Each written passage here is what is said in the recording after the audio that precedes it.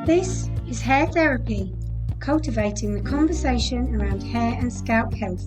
I am Kate, your host, and as a hairdresser, educator, and a trichologist, I am obsessed with all things hair.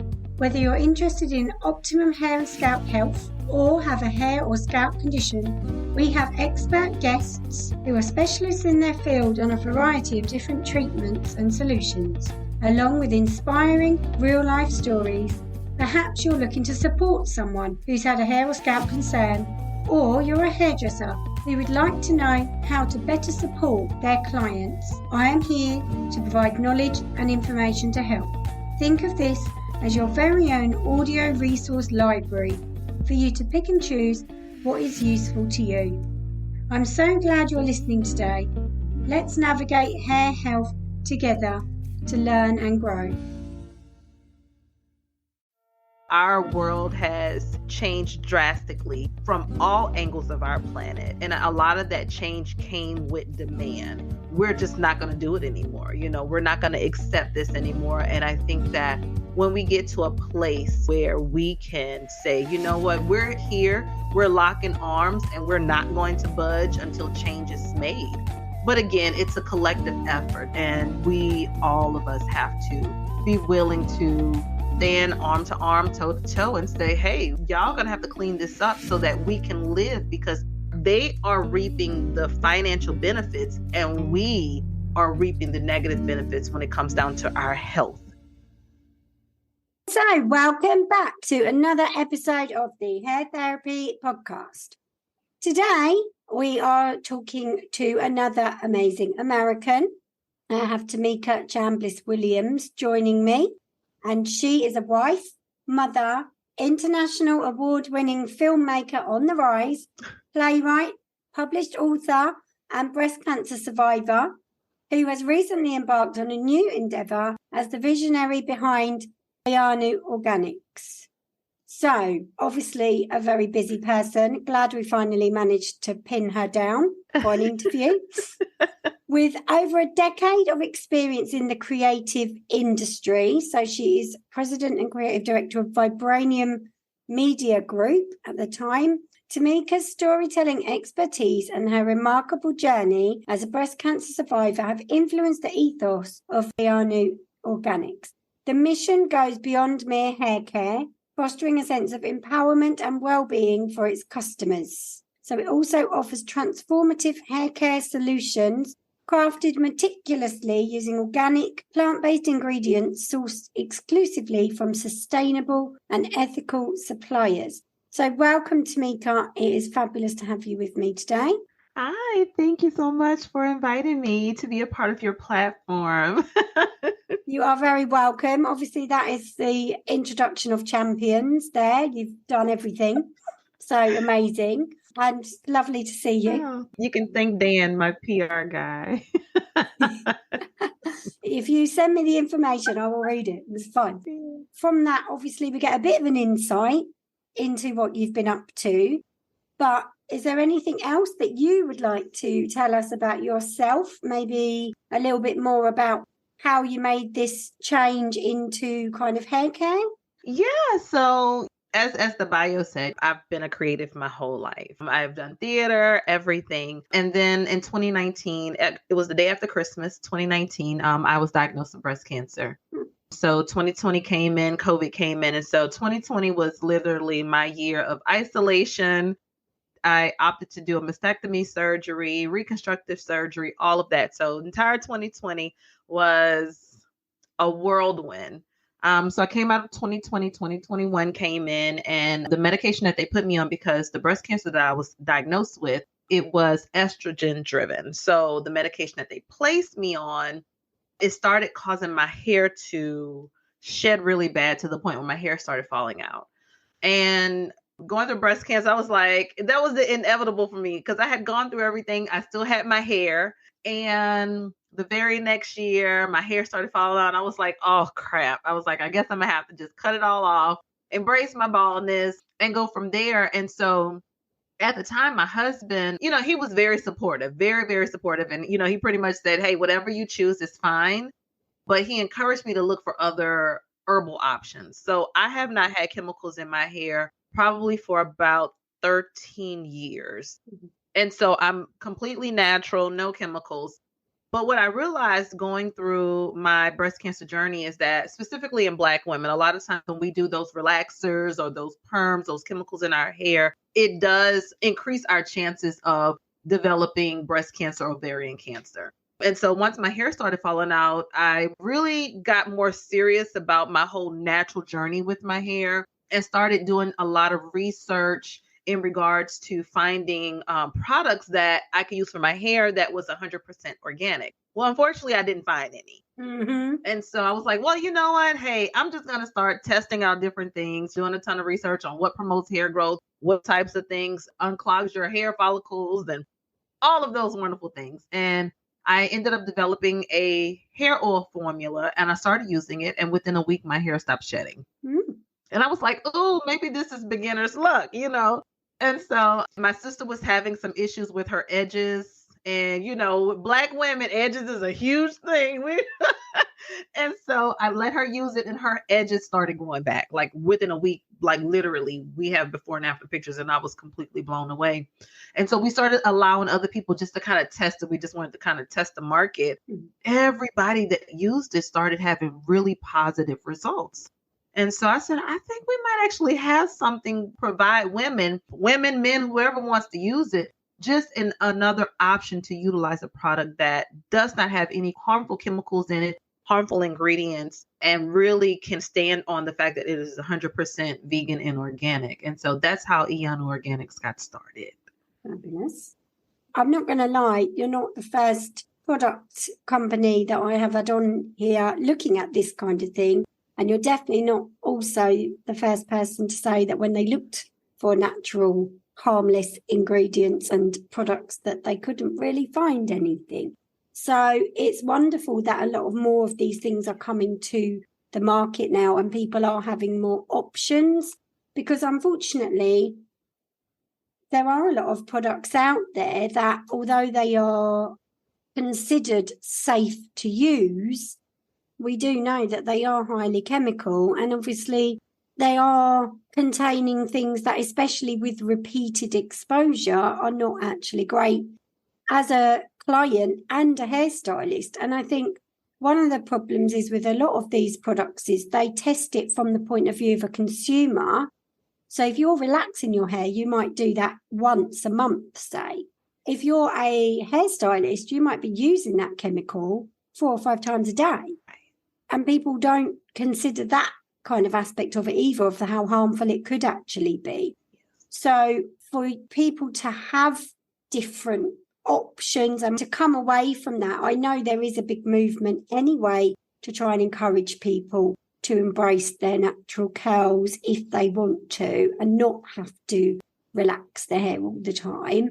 But to have more options, it's about kind of the knowledge and education behind it as well, isn't it? For people to change their habits and what they do with their hair. Absolutely. Like I said, I stopped using chemicals in my hair 13 years ago, but I didn't really understand the effects of it. You know, I didn't know that there were other options. I didn't know the long-term effects of what could happen. And so I think that that's probably one of the main issues is that people really just don't know. You know, we live in a society where beauty leads.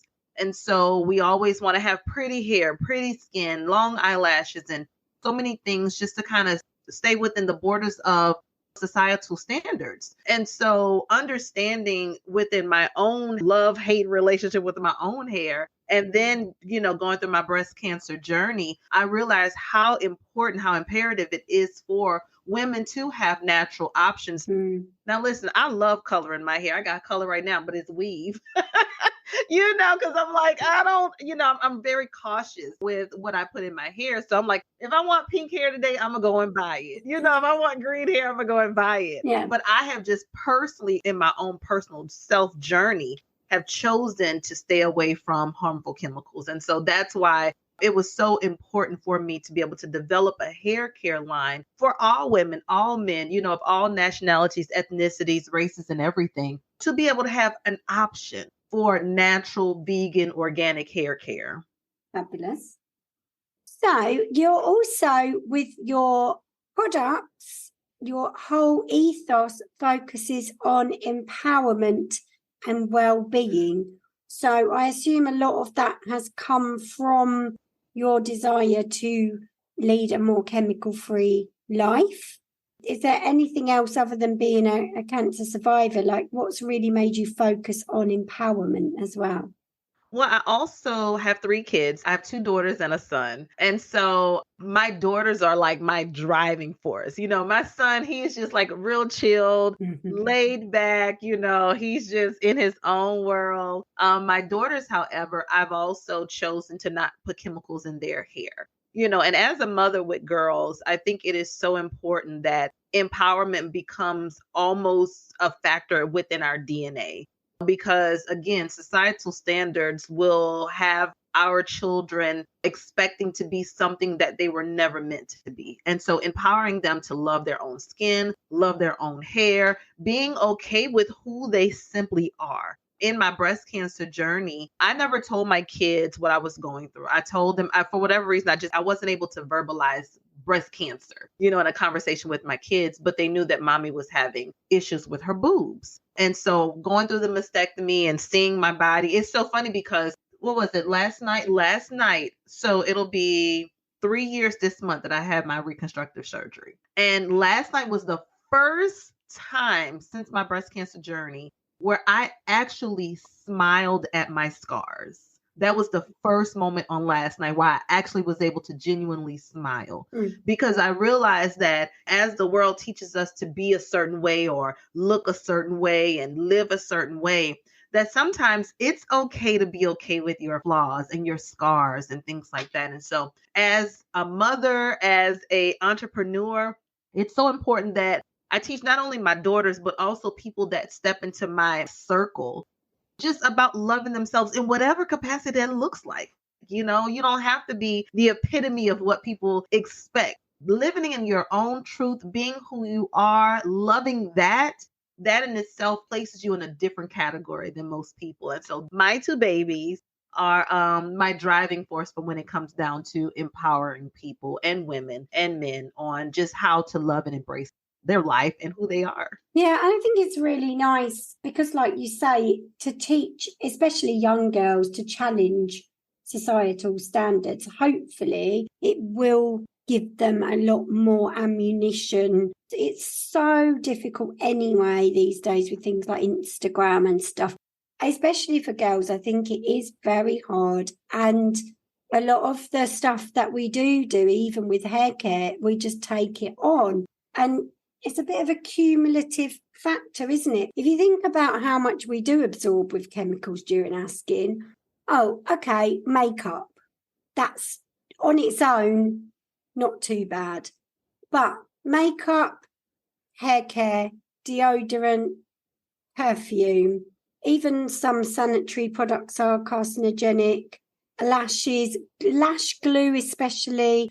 If you're using weave or wig glue, a lot of those are solvent-based. Tinting maybe your eyelashes, laminating your brows.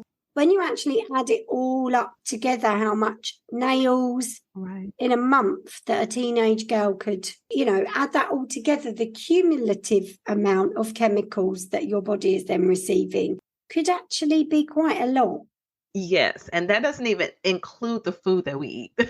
And so like for me, it's so important that I live a life so I don't do false eyelashes. Makeup, I do very minimal makeup. I don't do, all of the highlights and all that kind of stuff. I try to do how can I put this? Still to be pretty, but not have to lean on the lifestyle of trying to maintain a life that gives you the idea of a Kardashian, something like that. Because at the end of the day, we can choose to either love who we are or spend money on who we want to be. And so I want to be able to really teach my children, not only teaching them in verbalizing what I'm saying, but also allowing them to see. You can be beautiful exactly who you are. You don't have to have all this extra stuff. Now, hey, if you want to put a couple of tracks or something like that, that's great. but you do not have to lean on societal standards of what the world tells us beauty is. And I think that that's why it's so important for me, even with Iyanu Organics, to be able to allow people to understand that, hey, it's okay to have your natural hair. If you want to wear a fro, if you want to wear a straight, if you want to wear a curly, whatever it is, you have options to be able to live your life however you choose and still try your best to maintain, and like you said, the cumulative effect of chemicals and between what we wear, what we eat, how we live, and even from the atmosphere that we breathe in when we step outside. It's about that mindset of wanting to figure out the best way of trying to relieve your life of as many chemicals as possible. And that's one of my main focuses when it comes down to Iyanu Organics. Yeah. And you can't expect everyone to go the other way and kind of never wash their hair and live in a yurt and, roll in the field. Right. But I think it's quite nice as well to have that little bit more of an informed choice. Yes. So you might decide that if you don't have your nails done, for example, that's something that's really important to you. But then you might decide that actually other things like spending 4 hours on your makeup or, like you said, having false lashes or something. So it's nice to be able to pick and choose what you do want. But as you said, it's also really nice to know that there are different options. And even just knowing the difference, I think, because if someone did want to make an improvement, I mean, it's lovely that you have seen really good results from people with your products as well. So you've got that to show people. But I think even for someone knowing the difference, if they got 2 products, and I'm sure you found it as well, where other products call themselves organic or say, oh, yeah, we use organic ingredients, and it might be like 2% of the ingredients. Yes. So again, for people to know the difference in what they're choosing, I think is really important. Oh, absolutely. I think that it's so interesting that you said that, because yesterday we did an entrepreneur expo here in Memphis, and there were a few hair care lines that was there. The hair care line that we have, Iyanu Organics, is the only one that stands on guaranteeing that our hair oils are 100% vegan and organic. What I found out by, communicating and networking with the other hair care lines is a lot of people really do not care if it's organic or not. Most of the time, they just want to know, does it work? Will it work for me? Will it make my hair look this way? Will it help my hair to grow? And so I think that within our society, we haven't fully grasped the concept of really living a chemical-free life. Many of us are okay with having a little bit, a 2% vegan or a 2% organic. But then the other thing is that we've never really had many options either. So I think the more that, specifically those people who have chosen to live a more chemical-free life, the more we promote it and introduce people to it and bring awareness to it, I think that would allow people to really start understanding that there are other options. And you don't have to technically live your life always using everything that has some type of chemical in it or some type of harmful product or particle in it. So I think it's just really bringing awareness to what that is and really driving that piece home. Because like you said at the top of the call, many people just don't have options. They don't realize that they have options. And so with Iyanu Organics, we really want to bring that awareness to people that there are other options for them. It is difficult from that point of view as well, because for me, learning with trichology and learning about products and actually getting to know them more, it's the same kind of thing. If you get a product and it says it contains argan oil, for example, it could be 0.1% argan oil. And yet they put on the bottle argan oil shampoo.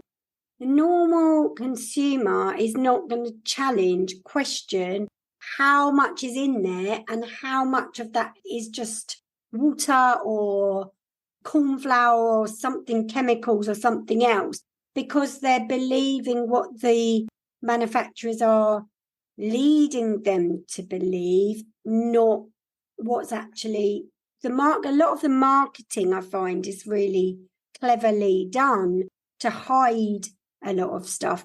And you cannot put on your products if it's vegan or if it's organic, if it's not. But like you said, a lot of people, I don't know, maybe they don't care, but maybe they don't care because they've not had people like you making them aware of why it might be so important, or making them think twice about what they are buying. And I think, I mean, there is a slight move, I think, since COVID for more sustainable products and manufacturing and farming and everything.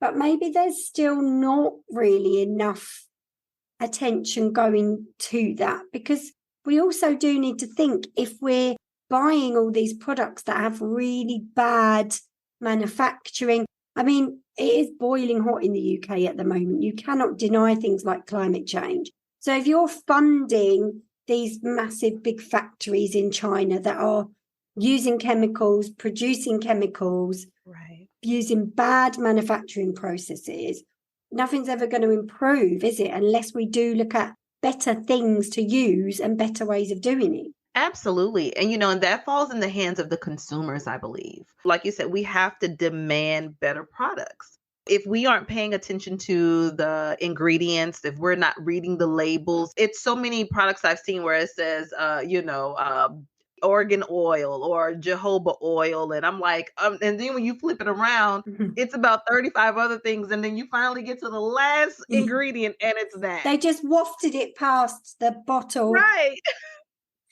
Absolutely. And I tell people all the time, if you can't pronounce the ingredient, 9 times out of 10, it's harmful.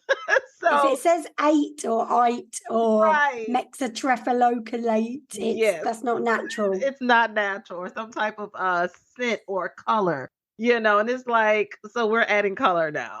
But again, it's consumer. It all comes down to what the consumers want. When we choose to really start demanding more healthier products, then I think that we would be able to almost force the hands of these manufacturing companies to create better products.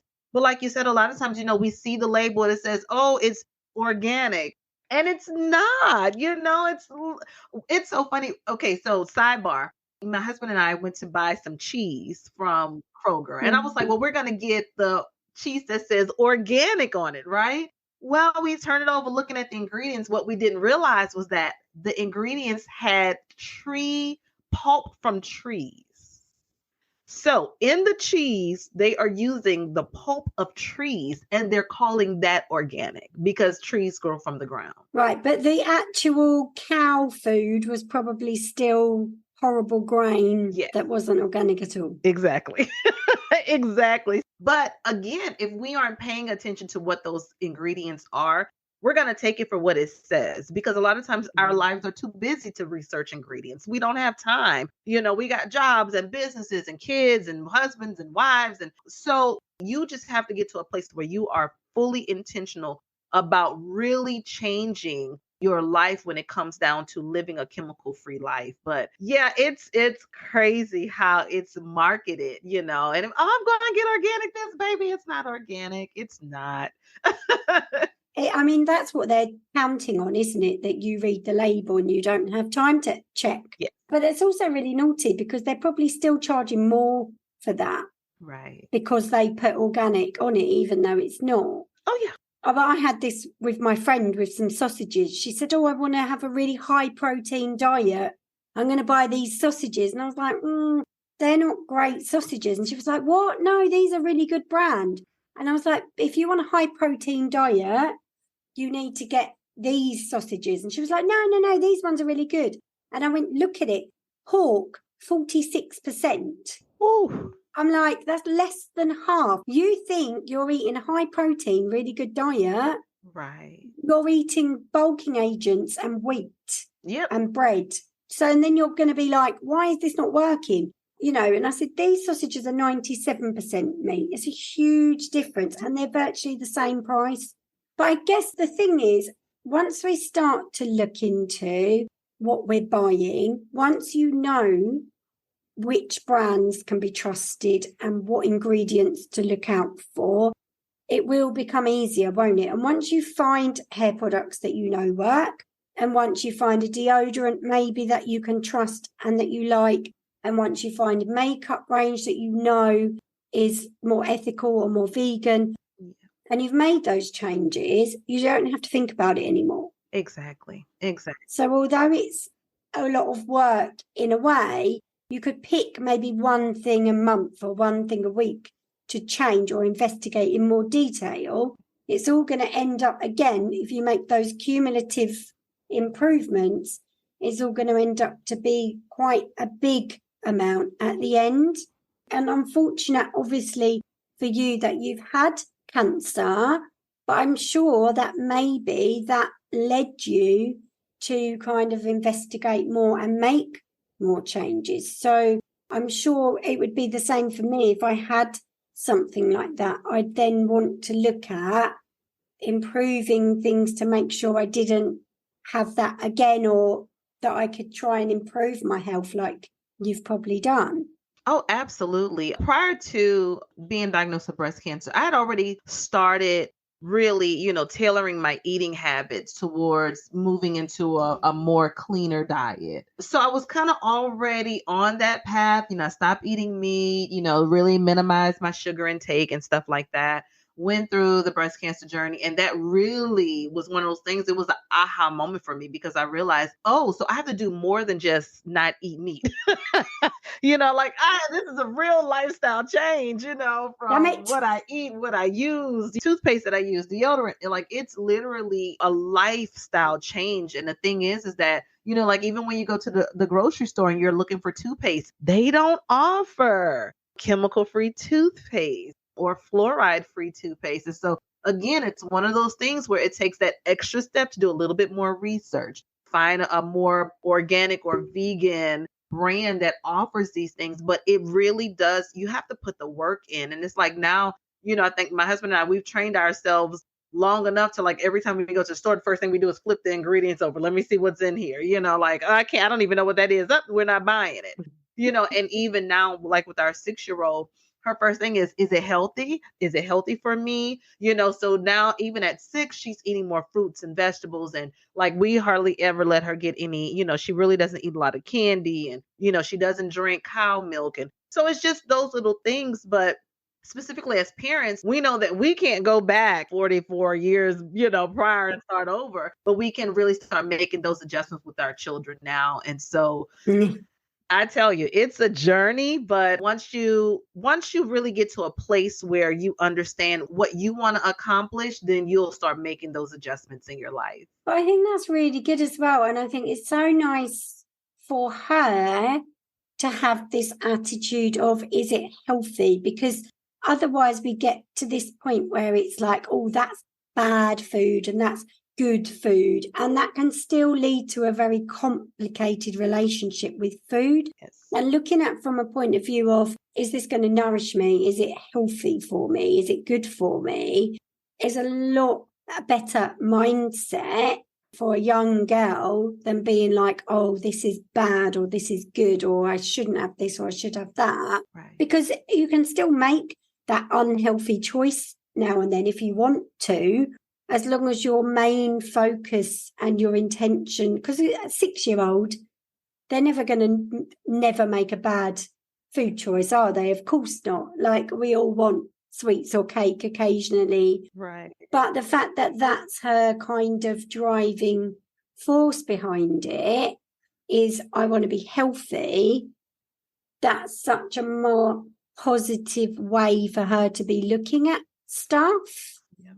But it is hard, again, like you said, some people aren't really interested. Like, you need to look at, like, not just the cost of that thing to you that day, but the cost to everybody in gen. So when you've got people that are so close-minded that they're like, well, I'm not going to pay extra for something to be better for me and the planet and my child. Right. It can be really difficult to try and explain to some people why, you try and explain to them why it's a good choice and they're like, no. Yeah. But I suppose, again, you're instilling in your daughters the same with my daughter. My daughter will say, well, so-and-so does this, or everyone uses this, or why can't we do that? And it's about kind of saying, well, we can't control what everybody does, and other people may not understand this, but we know this is good.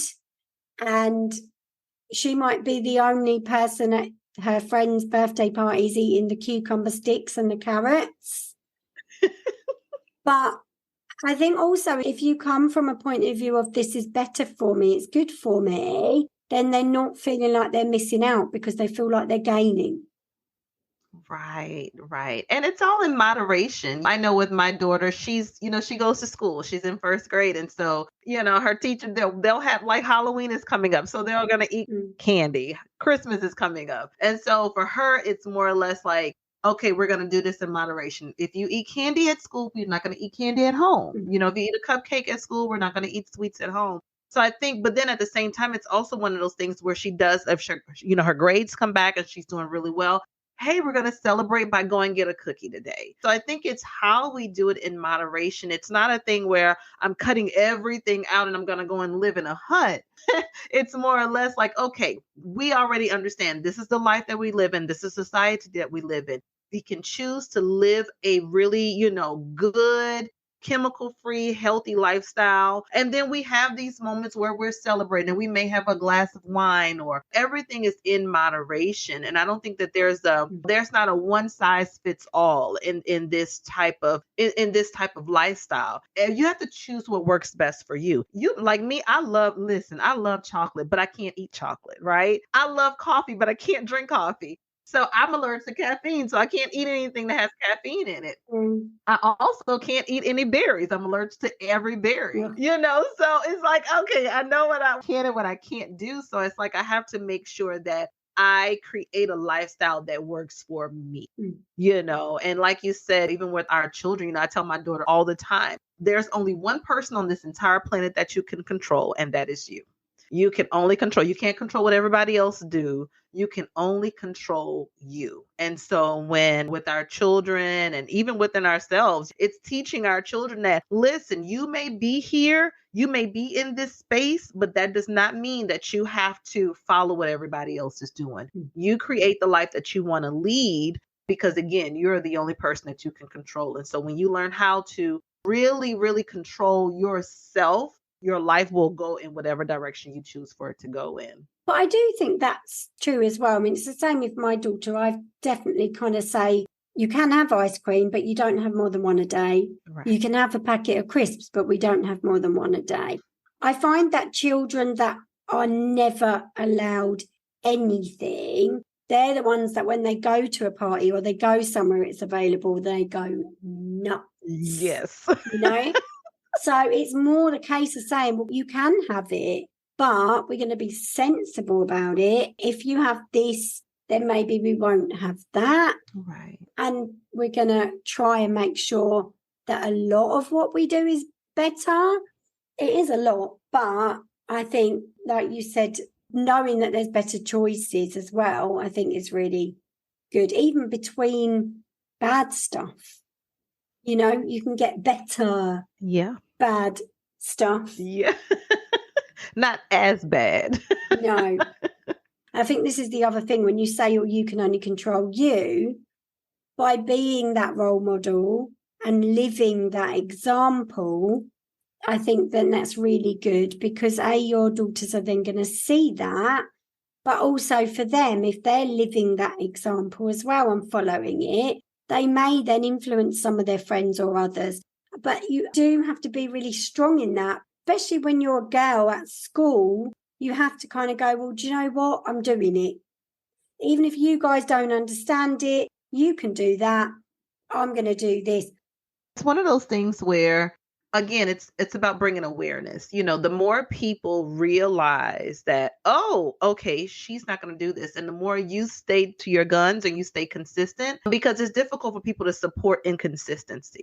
So if you're being consistent and people see that you're being consistent, then they will start rooting for you. They'll start supporting your process and supporting your journey. It's one of those things. It's just teaching self-control, because I think that, well, a lot of times as parents, we fail to teach our children it's okay to have self-control. So like you said, when they go to these parties or they go to these events and they just, they just let their hair down. And then, you're like, well, where did I go wrong as a parent? So it's teaching them self-control while they're living in a society that teaches them that it's okay not to have self-control. So I think, again, it comes down to that consistency. The more that you're consistent with them, the more that they understand that they can be consistent with their own self-control. And then they're able to start developing or teaching and training people how to support their journey. And obviously they're going to have fabulous hair while they do it as well. Yes. So you have created the hair oil. Yes. And is there anything else that you have, or is there anything else in the pipeline? Yes. So we do have, we have a beard oil for men. We have a hair nourishing oil that is specifically for daily use. So for people that are just looking for something to keep their hair moisturized, we have that. We have our hair serum, which specializes in, it has hair growth properties in it. So for people that are kind of, have a little trouble spot in their hair and they're looking to grow their hair, thicken their hair, we do have those properties in our hair serum. But we are also in the process of getting ready to launch our shampoo, conditioner, leave-in conditioner, and our hair moisturizer. So that will be launching hopefully within the next 6 months. We're working on it now, developing the formula for it now. But our hair oil, everything is cooked by hand. It is created by hand. We use fruits and vegetables from our local farmers, herbs and minerals. Not berries. No berries. No berries. No berries. Imagine that you wouldn't be able to use your own product. That would be a bit sad. Right. Oh my God. No berries and no caffeine. No. Well, caffeine stimulates hair growth though, so you're missing out there. You're missing out. Does. I just can't use it. No. But and it's so interesting because I was talking to my husband about working on a formula specifically for a coffee line for women, because it does stimulate hair growth, and it is a phenomenal property to utilize if you're looking to grow your hair. Just not for you. He can use it though, right? Not for me. You'll have to test it on him. Yeah, I'm gonna test it on my husband. Yeah. Oh, sad. I don't know what I'd do without coffee. That would be very sad. Oh, I didn't even know I was allergic to caffeine until I went on a binge at Starbucks, because I love Starbucks. And then I was like every day Starbucks for like 2 weeks. And one day I was like, something's wrong. I was like, something is just not feeling right. My body was aching. It felt like my body was just balling up into a balled up piece of paper.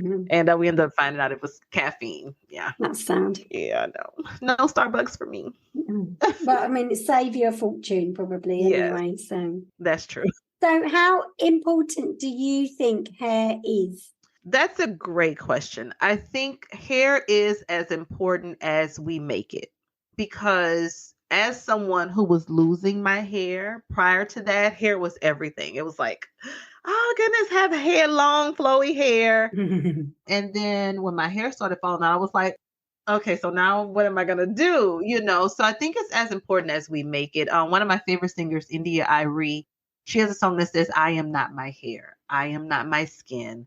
I am a soul that lives within. And so I think, although we want to have beautiful hair, however you choose to rock your hair, whether you choose to do it short, long, somewhere in the middle, even if you choose to rock it bald, I think you choose to live in whatever space you want to live in with your hair.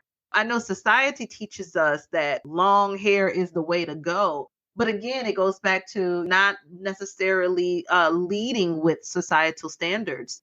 So your hair is as important to you as you choose for it to be. And I don't think anyone should be told that that's the most important factor when it comes down to their appearance. Yeah, it's nice, I think, now that people are kind of challenging that. But again, I think a lot of that's even down to marketing, isn't it? The only reason that we're told that hair should be long and thick and flowy is so that we spend all this money on all these products. Yes. From old, bald men that are marketing them. They don't even have hair. So it's wonderful that we get people that are challenging what actually is important and what is beautiful. Yeah.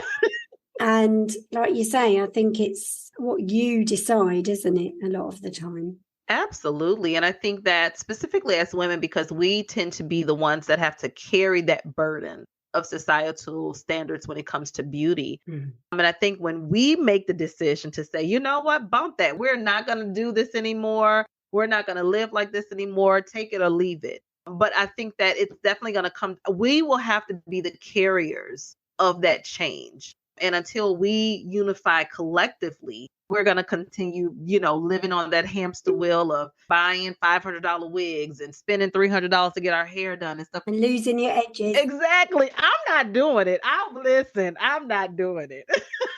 Honey, I will do my own hair, and whatever it comes out, that's what it's going to look like. But we definitely are the carriers of that standard. And so when women collectively decide, you know what, we're changing the standard, I think that that's when the world would listen. I think there's a big movement to embrace curly hair in general, within the hairdressing world as well. I think it's something that a lot of people have been very scared of. It's not taught enough. It's not dealt with enough. And even from the national occupational standards in the UK, textured hair is only now being added as part of the actual curriculum. But even before that, if you qualified as a hairdresser, I think you had to do something like one haircut on curly hair. Yeah. That's all you need for your actual qualification. It comes from, I think, a lot of hairdressers even being terrified to deal with it. And this whole idea that long, straight or wavy hair is attractive, coming away from the idea that curly hair is unprofessional or messy or not neat enough.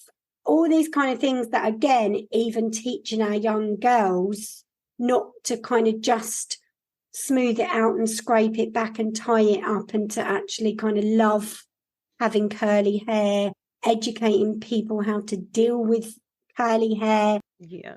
I like your beautiful imagery that you have behind you where the lady's got curly hair.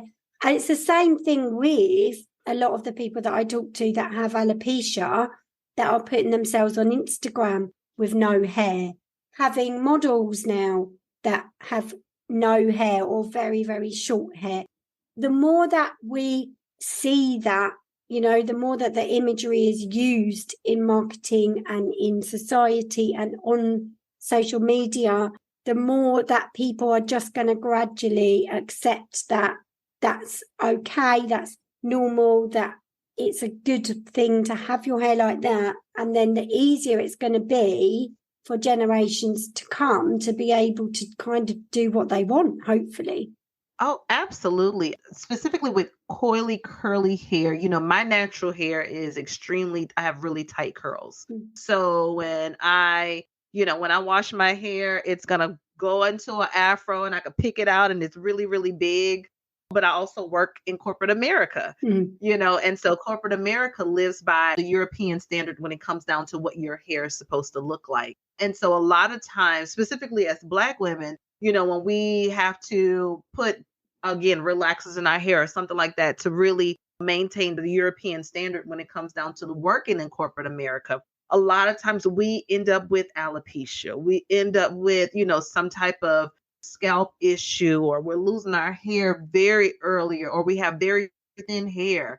Specifically in America, we haven't really graduated to the point of allowing people to just simply be and whatever their hair looks like. It's, if you have kinky curly hair, it's nappy or it's ugly, or you have bad hair. If you have a nice grade of hair or straight hair, you have good hair. And so there's been this whole bad hair, good hair thing that we've been dealing with for a very long time. And I think the world is slowly starting to graduate to the point where all hair is good hair. It doesn't matter what it looks like. It doesn't matter, if it's curly, kinky, straight, whatever. Your hair is as important to you as you make it to be. But I think when we start training people to understand that hair is just simply hair. It doesn't identify who you are. It's a part of your makeup. It's a part of your appearance, but it doesn't determine who you are internally. It doesn't determine your level of integrity. It doesn't determine your level of character. It's specifically what we look like. And I'm glad that our world is getting to a place where we can have beauticians like yourself, hairstylists like yourself, that's learning how to take care of these different types of hair. Because interesting enough, a lot of European women or white women, they have brown babies now, so their babies have curly hair. And so Mhm. now it's like, okay, how do we do this? And, how do we maintain They their got no idea. right, exactly, so that's what I was saying, we're in this together, as women. We don't have the space to say, oh, you guys are over here and we're over here. No, we are in this together. And until we collectively make the decision that, hey, we are going to develop and create our own standards, and the world has to catch up to what we want. But yeah, we're in this together, and I'm like, hey, let's make it work. Let's make it happen. And because we're doing this for our babies, we're doing this for our sisters, we're doing this for our future. And so we have to unify when it comes down to what our hair standards are going to be. Well, I'm with you. I'm signing up. Yes. That's fine. Put me in. I mean, my hair's not curly, but I'm down with it. I actually love cutting curly hair, and I love doing Afro textured hair, and I always have. I've never been scared of it. I've always loved it. But I think because I'm not scared of it, I don't mind. So if you came into like my salon, I'd be like, yep, great. Let's do it. And I do think it is sad. I've had a lot of guests on where they've spoken about how important it is to be able to serve everyone in your community and not just certain aspects of it. Right. I mean, things are changing. So hopefully it's going to take a while, but at least we've got good intentions for the next generation to try and help them have these options and have the strength to kind of live their own life and go their own way. Yeah. So I think that's great. And if we can have more products that hopefully won't give people cancer as well on the way, then that would be great. Right. What the problem is of a lot of these product manufacturers don't realise is that if they kill everyone off with their products, then no one's going to be around to buy them. No one can buy it. So it's not really a long-term plan, is it, to make all this crap? But like you say, we can only collectively, they're not going to stop making it unless we stop buying it. Absolutely. And it shouldn't be on us. Right. But it's kind of the only way I think some of them are going to change. They're not going to do it on their own.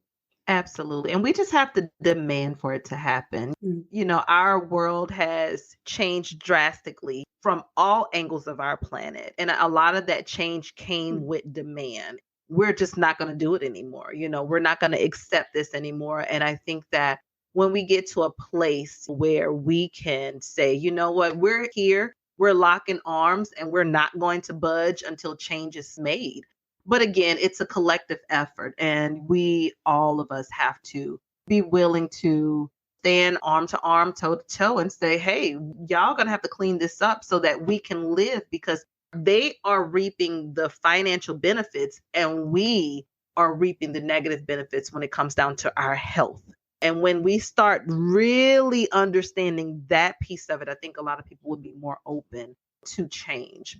We've come a long way and we have a long way to go, but we can definitely get that done if we choose to just collectively work together. Love it. Like you're saying, little positive changes. Yes. We can do it. Yes. And I love that all hair is good hair, because it is. Right. It's the same as food, isn't it? We should just want our hair to be healthy and thriving and not have all this good and bad rubbish. Absolutely. Because hair, like I said, it's a part of your appearance. Can't help it, can we? We get hair, we get. Yeah. It's a part of our appearance, but it doesn't determine who I am as an individual. And I think that just embracing someone's hair or whatever it looks like, you may not even agree with how they're wearing it, but that's them. And it's none of our business how a person chooses to live their life, because again, there's only one person on this planet that we can control, and that's ourselves. And everyone else is here for us to embrace. Absolutely. Well, thank you very much, Tamika, for your wise words. Thank you, Kate. And I hope that people have enjoyed and had something to think about. And maybe we can all make some small incremental changes to help improve our chemical-free lives. Yes. I'm not going to stop eating meat. Yeah. But I am willing to read the back of more packets and just be a little bit more suspicious about what some of these people are trying to sell me. Absolutely. And I think we could all do with that. Yes, absolutely. Thank you. Okay, have a good one. Bye. Bye-bye. I hope you've enjoyed this episode of the Hair Therapy Podcast. Please share this show with anyone who you think might benefit from it. Don't forget to rate, subscribe and review the show. It really helps me grow and reach more people. Until next time.